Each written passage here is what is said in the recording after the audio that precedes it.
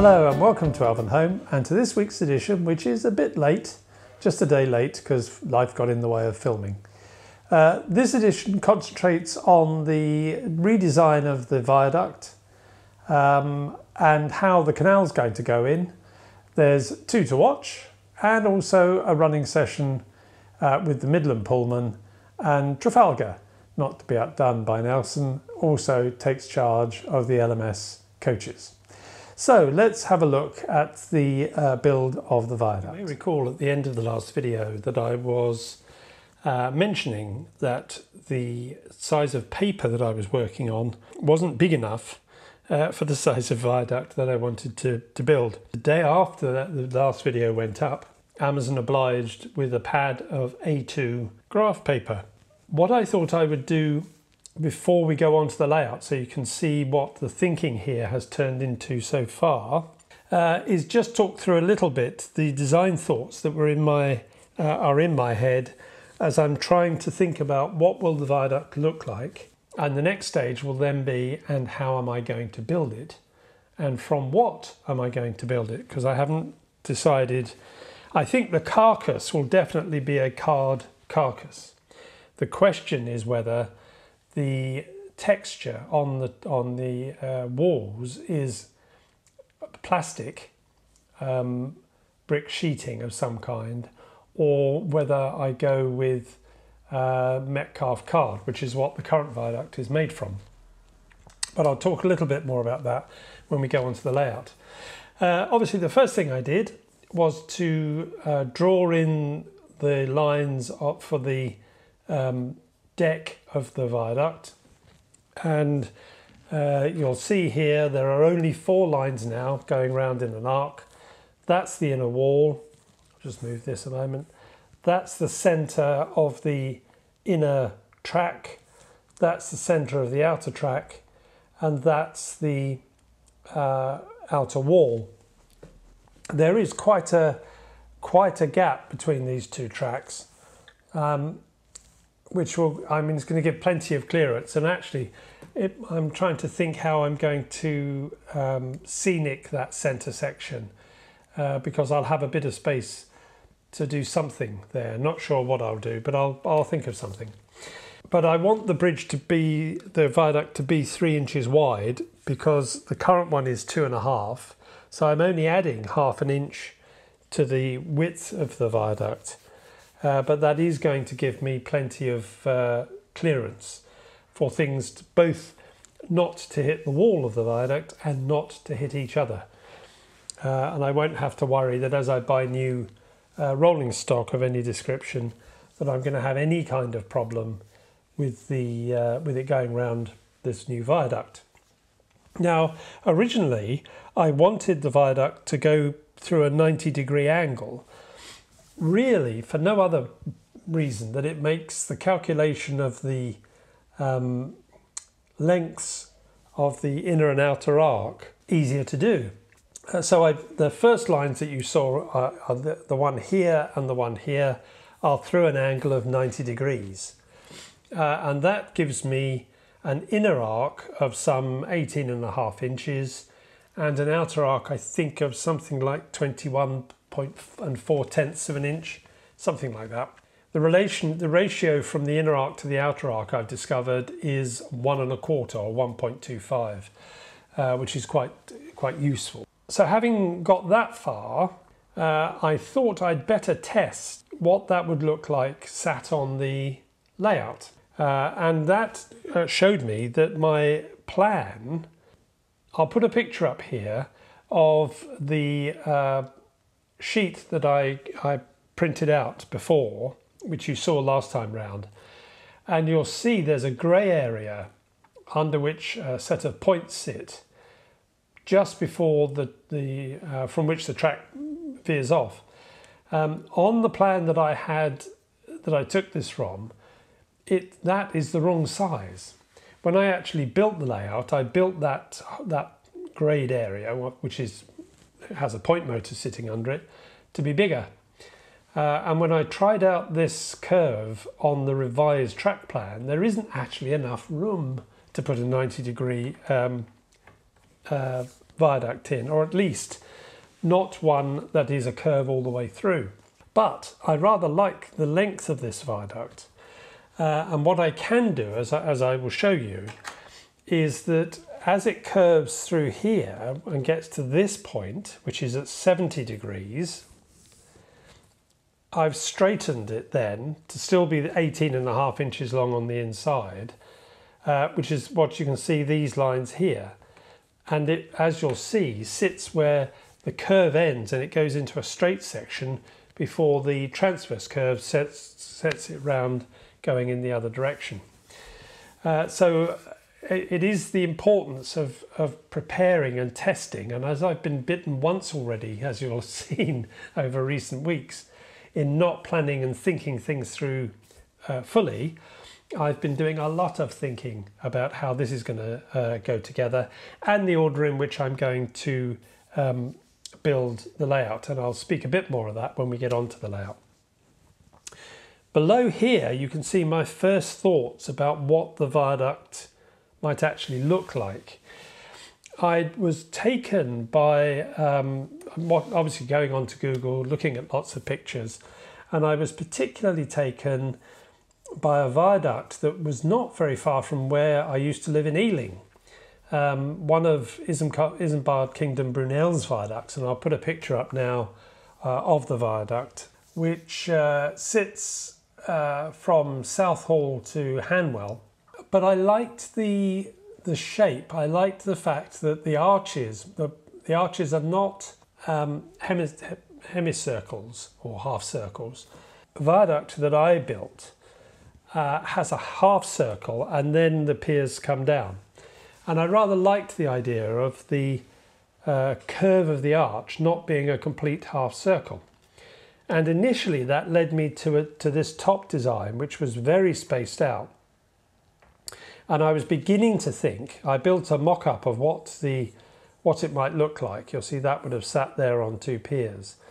And that I'd be able to build the viaduct in a kind of articulated way under the deck, with the arches being narrower than the body of the deck.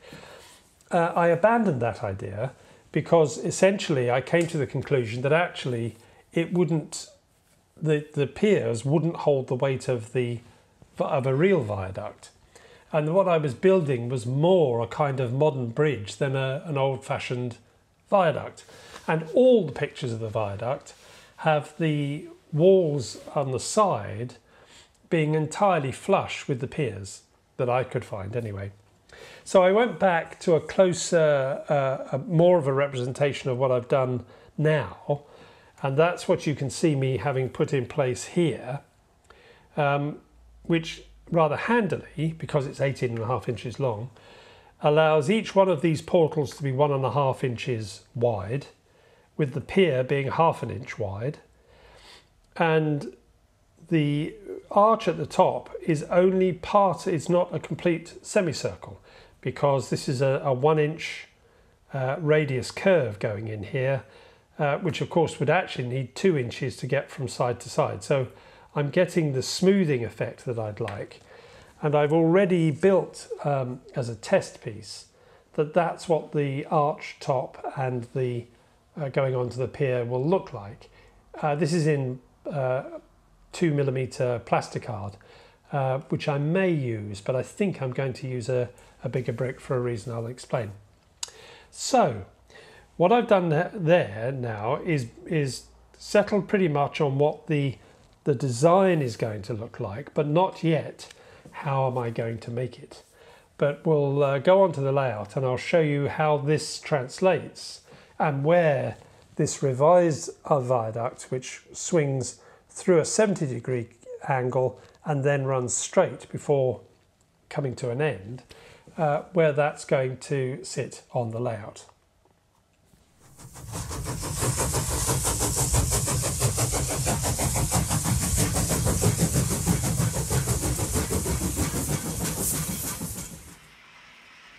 Hello and welcome to Two to Watch.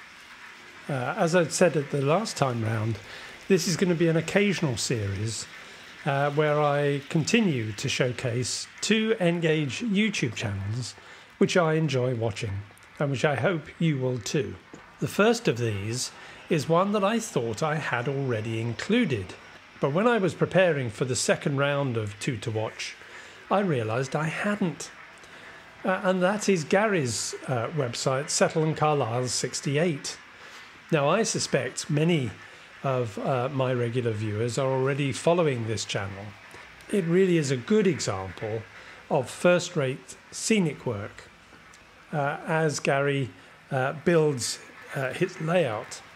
As he says himself in the About section, the layout's name is Westmoreland, and his channel covers all aspects of the construction, modelling, scenery and operation of the layout, as well as providing video of visits to the Settle and Carlisle Railway. That's not a bad place to be able to go and visit regularly. He tries to put videos out monthly, I think, and certainly I think over recent months that's been the sort of frequency at which things have been coming out. As I said earlier, the quality of the scenic work, it really is first class, and those of you who have been following him, part of his layout has a farmyard, and that diorama he did to enter a competition which he was successful in winning. And I'm certainly learning lots of things and picking up tips about weathering and about how he's going about constructing the scenery on his site. He has, in particular, a really first-rate quarry that he's been building, which just looks the part, as you'll see if you go along and have a look at his channel and subscribe.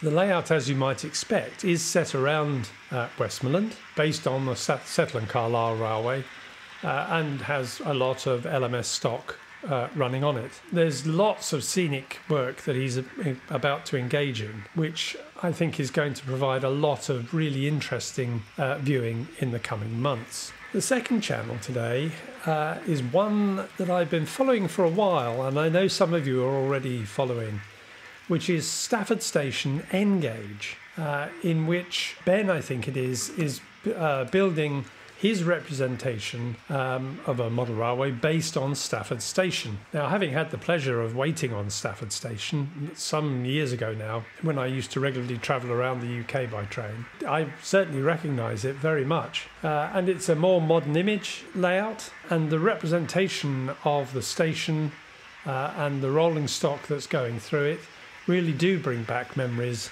of travelling around through that part of the UK, or of England in particular. Here again, there is some really first-rate scenic work that's being done here. Being a modern representation of the West Coast Main Line, there is overhead line equipment going in, which you can see.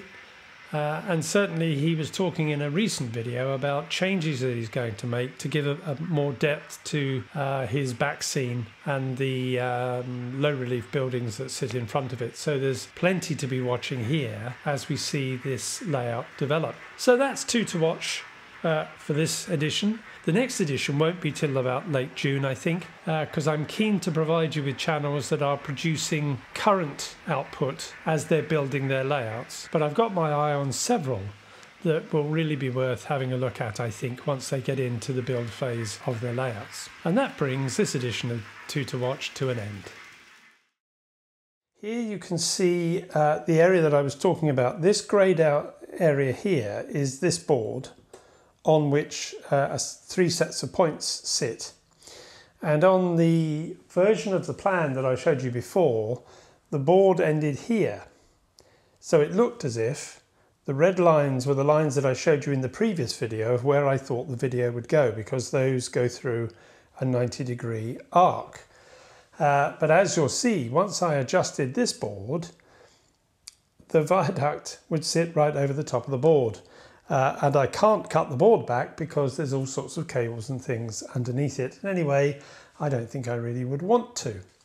So if I zoom back out again now, oops, I'll try going the other way. There we go.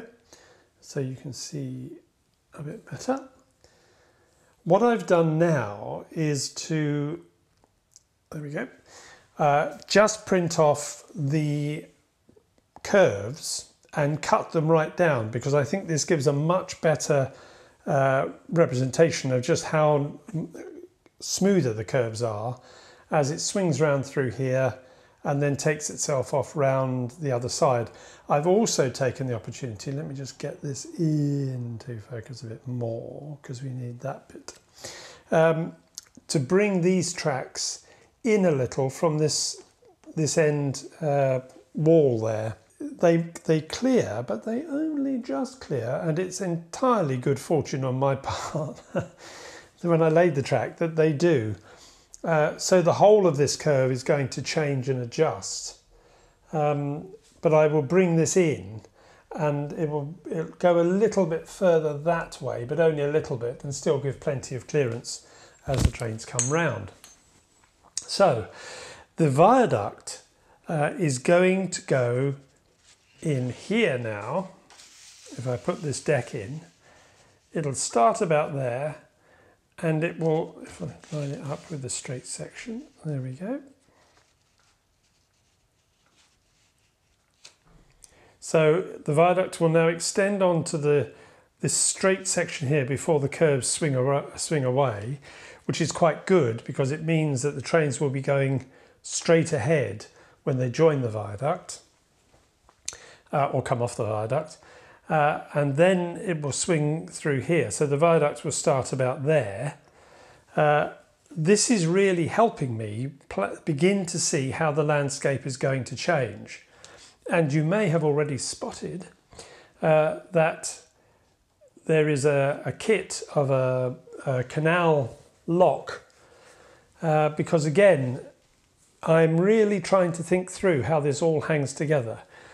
A lot of people have said, well, get the track sorted, then you can do the landscape. But the two go hand in hand. I have to have the viaduct built and done to have a track bed onto which to put the new track. The viaduct design has to make room for this to come through, because I have settled that it's going to be a canal coming through here with the landing stages here for the gasworks, which will be around here. And then it's going to go into a lock, which provides access to well, I was going to say a loch, because what I have in mind is, I've already mentioned, I think, the canal, the Union Canal, which joins the Forth River at Falkirk. Another idea that occurred to me, which I've been to, if you've had the delights of travelling around Scotland, there's so much that's really useful for modelling. There's an amazing flight of lochs that comes down and feeds into Loch Ness, and that's the idea that I'm going to try and adopt here, because the original plan was that Weathertop was set by the sea, and that what was going to be along here was a port and probably a beach along this sort of side, and this area here was meant to be for loading and unloading, which would be off the layout, of course, because there's a gap there. And I think I'm going to go back to where my original thoughts were 6 years ago and adjust it slightly. This kit, which I've bought, and I mean, I'm really pleased with it. It only arrived today, which is rather handy for videoing. If I move this out of the way so you can see it, it comes obviously in sections, and I bought the whole kit because I thought, well, I may not use all of it. It's probably a bit longer than I want. But if I don't buy it all, as sure as eggs, when it gets here, I'll decide I actually need a bit more. So what I have are, this is the upper section, and you'll see that that's thicker. So that's the entry section for here. 2 sets of lock gates, the 4 sections here, and I may not use all of them. I think what I'm probably going to do now is I've seen a couple of coal barges, and maybe the odd narrow boats, and see how long they are, because I think that may be longer than I need it to be. And then a set of steps here, which will be where it comes down from the other side. This, I think, means that this can sit on the baseboard, but that will then set the level of the canal going through here, because that's about, I think, that looks to me about 1/2 inch or thereabouts, possibly 10, maybe it's metric, in which case it's probably 10 millimeters. because the rest of the area here is going to be built up. And that what we have is an area that's coming down to this inland waterway. Could be a sea loch, maybe not. I don't really care whether top's a made up place, so I can have it do whatever I really want. So that there's a body of water that will run here, which provides access through here to the canal, which then runs off in that direction. And the canal was used to bring goods and services down to this loch, which then went off to other towns that sit around either the loch, or if it lets into the sea, to some ports. So I'm beginning to see how all the landscape goes together, and that will have implications for how I scenic this area and how I bring the hill gradually down from High Elven to this area. I still haven't quite worked that bit out, but what's happening in my mind is that it's all beginning to gel together, so that rather than just thinking about it, I can get on and do it, and particularly now I've got this. So the next thing to do is to get on and build the viaduct. I think in building the viaduct, I'm going to stick with the same brick card as I used for the viaduct before, which is the Metcalfe stone brickwork, which is for N-gauge. And I was looking today, rather handily for me, part of the Union Canal where it comes to an end in Edinburgh is just round the corner from me. And there's a very handy little bridge, which is actually very useful for working out clearances and things under the viaduct. And I was looking at the brickwork for that bridge. And it is quite substantial pieces of stone, which look to me in scale size to be about the same as this viaduct. So I think I'm going to be using that. And you'll probably see now also the difference that I was talking about. This has a 1 inch portal size, the same as I'm going to be using. But at the top is the whole half circle of a 1 inch radius curve. Whereas all I'm using now is probably this top section, and that smooths the top out. That will also help me, now I've got this, and once I've got the viaduct, to finalise the ground levels and where they're all going to sit relative one to another. But more of that as I get onto that part of the work. The next thing for me to do is to really start thinking how I'm going to put the new viaduct together, which I think is going to be perhaps more modular than when I built this viaduct. I'll put a link in the description below to the video that shows this viaduct being built if you want to go back and have a quick look at that. The way in which I went around building this and the things that I can now do as in scratch building, I think I'll get a better outcome if I look for a more modular construction. But that pretty much brings this section to an end.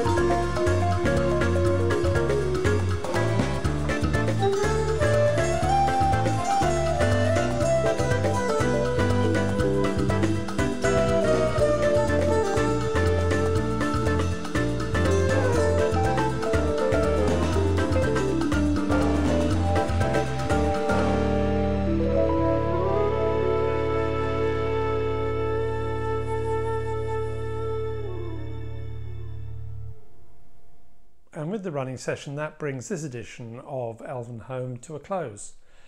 I'm recording this last section on Good Friday before I put the video up for release a day late.